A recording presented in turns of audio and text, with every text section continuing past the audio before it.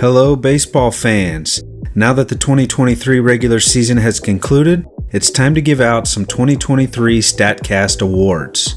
For these awards, we're just taking Statcast data that's available on Baseball Savant and Fangraphs, and we're looking at leaders in different categories. This is just kind of fun and random. I'm not trying to make any definitive statements about any of these players. I just think it's fun to dig into the numbers. We're going to start with some leaders in individual categories, and then we'll get into the all-around leaders. Let's get to it. First, let's look at the catcher position in three different areas: framing, blocking, and throwing. For the framing metric, Baseball Savant takes 8 zones that are just outside of the strike zone, which they call the shadow zone, and they track how often these pitches are called for strikes. Our 2023 framing award goes to Patrick Bailey of the San Francisco Giants. Bailey is estimated at a plus 16 framing runs for the season. He somehow managed to get 52.9% of these pitches in the shadow zone called for strikes for the entire season. In the blocking metric, they basically just track how good the catcher is at preventing wild pitches and passed balls. The leader here is Sean Murphy of the Atlanta Braves. Murphy is estimated to have blocked 16 more balls than the average MLB catcher. This may not seem like a lot, but that's about once every 10 games for your team that he may have stopped a runner from advancing or scoring a run that the average catcher in the league would not. And for the catcher throwing award, we're looking at a stat called caught stealing above average. For this, Baseball Savant takes things like the speed of the runner, how big of a lead the runner had, etc., and they track how often the average MLB catcher would successfully catch the runner. Our winner here is Gabby Moreno of the Arizona Diamondbacks. They estimate he gunned down 9 more runners than the average catcher would have in his situations. For the year, he gunned down 48% of all runners, which led the MLB. Next, let's look at some outfield web gems. Statcast tracks basically every variable that goes into each hit ball, such as the total hang time of the ball, the distance the fielder has to travel, and even whether the fielder had to run forwards or backwards. Then Baseball Savant puts all of these numbers together to give us a stat that I really like called catch probability. It tells us what percentage of the time a fielder would catch this ball on average, and then they break it down into a 5-star rating system based on catch probability. A 4-star play is anything that would only be caught between 26% and 50% of the time, and a 5-star play is between 0 and 25% catch probability. So let's look at the outfielders with the most 4- and 5-star catches in 2023. There are 5 players tied atop the list with 10 catches each. We have Brenton Doyle, Fernando Tatis Jr., and Michael Taylor, each with 9 4-star catches and 1 5-star catch. We have Joey Wiemer with 8 4-star catches and 2 5-stars, and we have Kyle Isbell with 7 4-star catches and 3 5-stars. Next, let's look at some throwing arm metrics for infielders and outfielders. First, we have the Arm Strength Award for each position.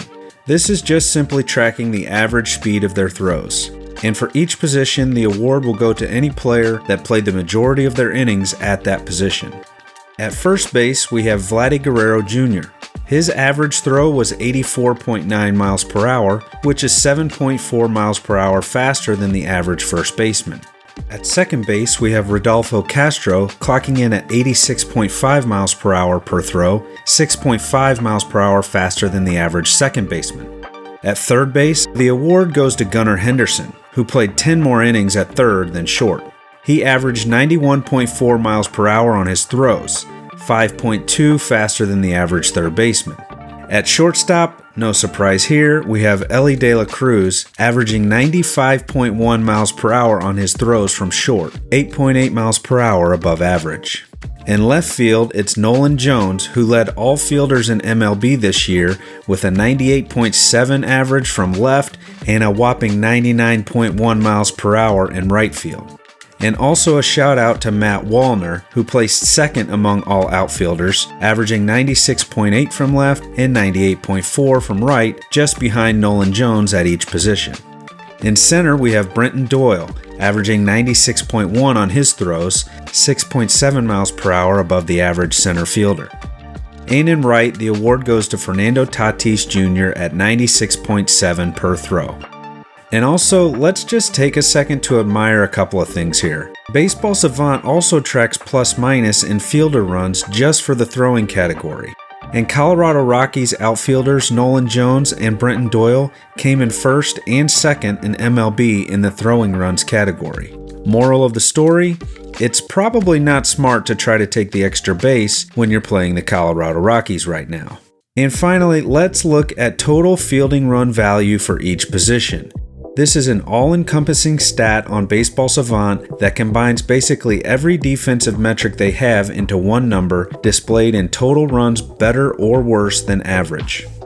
At catcher, our leader is Patrick Bailey with a plus 18 fielding runs. At first base, we have Christian Walker of the Diamondbacks with plus 9 runs. At second base, we have a tie between Andres Jimenez of the Guardians and Thairo Estrada of the Giants at plus 14 runs each. At third base, our leader is Ke'Bryan Hayes with a plus 13. At short, it's Dansby Swanson with a plus 15. In left field, we have Dalton Varsho with a plus 12. In center, Brenton Doyle with plus 21. And in right, we have Fernando Tatis Jr. with plus 12. And our top 2 overall defenders for the 2023 season in fielding run value are Brenton Doyle with plus 21 runs and Patrick Bailey with plus 18 runs. These numbers are very impressive when you consider both of these guys are rookies who didn't even play a full season. Doyle played in only 125 games, and Bailey somehow posted these numbers in only 97 games. Doyle's plus 21 runs come from a plus 14 runs in the range metric and plus 7 runs with his arm, so he's elite in both areas. He has incredible range in center field, particularly when going back on the ball. He has a plus 12 outs above average when going backwards, which is the best in MLB. I mean, just look at all these beautiful catches, less than 1 full year into his career. Well, that wraps up our Defensive Statcast Awards for 2023. As I leave you with this plethora of Brenton Doyle gems, do me a favor and hit those like and subscribe buttons. Thanks for watching, and stay posted for our hitting and pitching versions of the Statcast Awards.